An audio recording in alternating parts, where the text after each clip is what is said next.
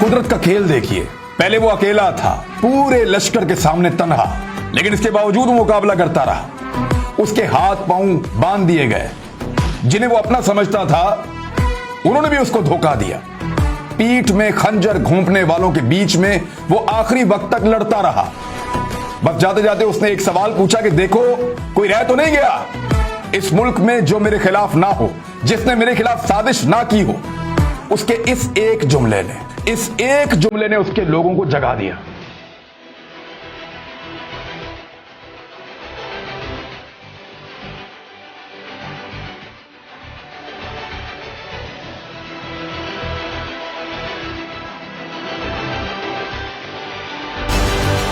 अब उसका लश्कर तैयार हो रहा है, एक बहुत बड़ा लश्कर है।